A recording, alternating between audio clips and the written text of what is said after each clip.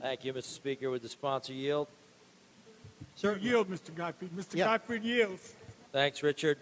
A couple of minutes ago, you talked about a deciding factor. You know, you said that something was or wasn't the deciding factor. What is the deciding factor on somebody's gender identity or expression? I guess it would be how they perceive themselves at that moment, or is there something I'm missing? I think if the matter were being litigated and the person said, well, that's how I felt at that moment, their sincerity and veracity might be called into question. But, you know, you don't have a crisp, clear set of factors, just as, for example, in racial discrimination. How do we don't have any rule as to how many of your ancestors must be one thing or another. No, actually, we do. And when it comes to... I mean, you and I, half our ancestors were female. That doesn't make us female. You say, when I said we don't have a rule about how many of your ancestors that has have nothing to be to of do one with ancestry in order to be of a particular race, did you say, yes, we do? Yeah, we do. Sure you do. If you're going to claim to be an American Indian, like U.S. Senator Elizabeth Warren has fraudulently claimed over and over for years and made a lot of money off of that. If you're going to claim that, you're supposed to be able to prove it. Because if I tried to do it when I was applying to college admissions, I don't think it would have flown. So there is a specific amount of your ancestry that has to be. President Obama's in order, wait a minute, it has to be. Half you have of to President Obama's ancestors were white. Finish? Can I finish? So is he black or not? Can I finish, Mr. Speaker? Can I finish? And then go ahead. Okay. For example, President Obama does claim to be African American, but he's half, right? So it's definitive. If I'm 2% American Indian, I can't claim to be American Indian and get casino money. So there is a percentage that you have to be. So that's number one. Second of all, you just said that the deciding factor would be your veracity or tenacity if it ended up in court. So a judge now decides whether somebody is transgendered or not based on their commitment to it as they're standing in front of a judge? Well, there are a lot of things that if perhaps literally push comes to shove, ultimately get decided by our court system. That doesn't mean that the law in question has some problem with it. Someone who, got attacked by a mob and says they attacked me because I'm Jewish, whether I'm Jewish might at some point come into question. Right, but there are people who might question whether I am Jewish. I don't know. There are people who might question whether my granddaughter is Jewish because, her mother is not. I don't know. But that really doesn't have much to do with gender identity or expression. Right. And I think some of the problems we've had with this bill is it is a moment-to-moment thing that can change on a dime at a whim with no consistency at all. And one of my colleagues spoke very well about the potential here. And I know it may be a small thing, but there is potential that somebody bidding on a contract should say, I'm going to bid this contract right now because I'm going to self-identify as a woman, thereby qualifying for MWBE status. And how dare you question me, because at the time I bid, I perceive myself as a woman. And this bill would really prevent even the questioning of that expression or identity. If that was a question, the answer is no, it doesn't. How does it then? No, it doesn't. And in the history of this kind of legislation, no government entity has ever interpreted it that way. And the hypothetical you're weaving has never taken place. Nobody's ever ruled that way. This is complete fantasy. Well, unless you've got an example to show me. Oh, no, but I hope I just gave a bunch of contractors examples to take advantage of it. Someone has proposed enacting this into law. It's been the law in a whole lot of places in most of New York State for an awfully long time, And your hypothetical has, to, as far as I know, and as far as anyone has ever said, has never, ever happened. And no, a momentary whim as to one's gender identity, as far as I know, or as far as anyone's ever suggested, has never qualified one under one of these statutes. It's never not qualified anyone either under one of these statutes, has it? I don't know what never not qualified anyone means.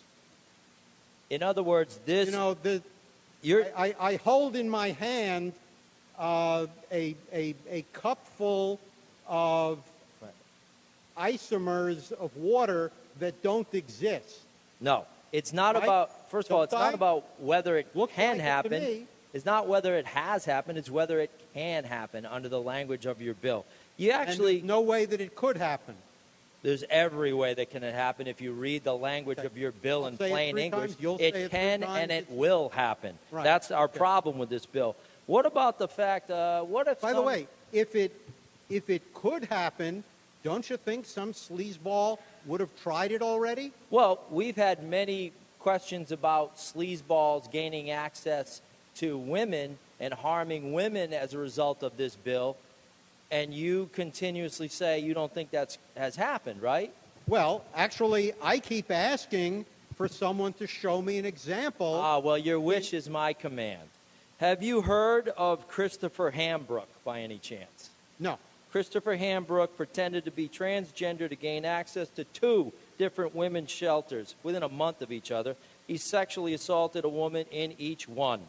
That was up in Toronto. That was in 2000, I think 14 or 12, that one was. Have you heard of Noel Crompton And what Hall? happened to him? What happened to him? He went to prison because Ah. because he assaulted women, but he was So able that's to kind of assault like the women saying- because we granted him access That's kind because of he like- claimed to like be saying- transgender. That's kind of like saying transgender people shouldn't be allowed to go into banks. It's not like because that at somebody all. who claimed It's not to be like that at all. transgender once held up a bank. Don't twist my words. What I'm saying is we held the door open for this freak so he could walk right in and assault women twice, but maybe they're collateral damage. How about Noel Crompton No, Hall? wait a minute. No, you don't get to just throw out slander like that. Really? And just because you didn't put a question mark at the end, I don't get to say you're wrong. Oh, okay, I'm wrong. Okay? They're not collateral You're- damage. You're They're just wrong victims. because I don't even know that that guy claimed to be female as opposed to simply dressing up that way in order to get in. He Pretended- was breaking the law, and he would be breaking the law if this bill passes and becomes law, just as he was breaking the law back then. No, he By would the way, not. did he do it in a jurisdiction that had this law on the books? No, he would not, sir. How about, Did he do it in a jurisdiction that had this law on the books? yes, And Toronto, did he go Canada. to jail? Yes. Yes. Who Doesn't held the that door prove open? my point. How about Noel Crompton Wait, Hall? that proves my point. No, it does not. It proves my point that we held the door open for this guy to gain access to the woman because he claimed to be transgendered. Gentlemen, we are in a question-answer mode as opposed to back at each other oftentimes. Right? As heated as this argument may get, we still try to conduct ourselves in a... Thank you, Mr. Speaker. You know, if there were no transgender law on the books in that jurisdiction, he could have dressed up as a woman. When the people at the front desk said, you know, we only allow women in here, and he said, yes, I'm a woman, and then he went in and did rotten things. And he would get arrested and hopefully go to jail. And the fact that he did it in a jurisdiction that would have allowed transgender people to have access, that law was actually irrelevant to what he was doing. He went to jail anyway. As I've been saying, someone like him would go to jail anyway. You got to be kidding me. Nope. That law was irrelevant. The basis of the law is what allowed him access. Because if he had shown up as a man, do you think he would have gotten access to the woman's shelter? No. Question mark. Dressing female is what got him in. Whether there was a transgender rights law on the books or not was immaterial. He went to the door, was dressed female, apparently, and said, I'm a woman. Wrong. Here's the article which I will share with you. A biological man claiming to be transgender. He wasn't even dressed as a woman. He just claimed to be, but no question mark there. That's just a statement. Here's the other question. Noel Crompton Hall. Familiar with that name? Nope. Nope. That's a prisoner in an Australian prison. He was sentenced to 22 years for the 87 murder of a hitchhiker. Once in prison, he began claiming to be a woman. He demanded to be transferred to the women's jail. The Australian authorities agreed that Hall was now a woman and moved him to the women's prison in August of '99. He quickly gained a reputation as a sexual predator. He was only in the women's prison 3 months, but was charged with raping his cellmates. You never heard of him, but I think that this bill would enable people like him to gain access. Paul Witherspoon, probably not familiar with that name either. Nope. 1990, convicted in 1990 for sexually assaulting one teenage girl, registered sex offender. In 2012, however, very recently, he was spotted wearing women's clothing going into the women's bathroom in Dallas, where he would have access to young girls. He was ticketed by a Dallas policeman. But Witherspoon claims to be transgender and says that he has every right to use the bathroom with women and girls. He said it is discriminatory to deny him the right to use women's facilities. Another example of a sexual predator using this law. Again, I'm not worried about the transgender people, never have been. I'm worried about giving access to pedophiles to gain access by using this law. You didn't tell us the punchline on that. Free man or in jail? Ticketed. Ticketed. Claims he has every right to use it. So not in jail. So, in other words, it's only is your premise that it's only after they go to jail that it's a problem? No. After they've assaulted people? It's my premise that this legislation does not produce that kind of problem, that people who want to pretend to be female, with or without a law like this, may try to do that. And with or without a law like this, that kind of people are going to get convicted. After the fact.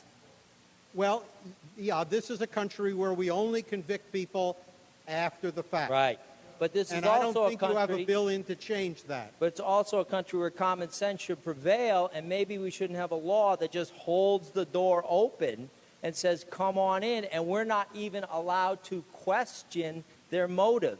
And you cannot tell me that your bill doesn't say that you can't question their motives. The bill is pretty specific about gender identity and expression being defined as a person's actual or perceived gender-related identity. It's clear. You keep denying that it's clear, but the language is very clear what it says. Well, I can and will tell you that the bill does not prevent someone from questioning the facts, just as someone who says, I'm a minority, or today I'm a woman, or I'm of this religion or that religion, people can question that. People do it all the time. So yeah, I can say this bill doesn't prevent someone from questioning whether things are in fact true. That's true under any bill. In all the circumstances that you just cited, have any of those questions been added to somebody questioning that, which you just cited? Would that be added to the hate crime statute like this is? Well, you mean like selecting a victim on basis of race? Yeah, I'm pretty sure that's in the hate crime statute. No. So, but you just said they can question it. So you think that, okay, I got you. All right. Well, someone could say, I did not assault so-and-so because I thought they were black. I assaulted them for some other reason. People are constantly saying, oh, I didn't select my victim because he or she is gay. People say that all the time. And whether that was or wasn't their motive gets disputed all the time. So simple question then. What about, just a slight side note here, what about sports teams, MMA, which we just legalized, things like that? If somebody was transgender or claimed, self-identified as a woman, would they be able to fight, and they're a man, biological man, but really, would they be able to say, I'm going to fight with the women and make a lot of money? Well, first of all, I didn't legalize MMA. You might be able to say we did, but it wasn't me. But the majority did. Yes, okay. I'm just making clear in case anyone's watching and thinks I voted for that bill. I didn't. But yes, joining a sports team, if it is covered by the human rights law, gender identity and expression would be the determining factor in how that sports team can consider your gender. Yes. Thank you. As it is in many, many parts of New York State and the country.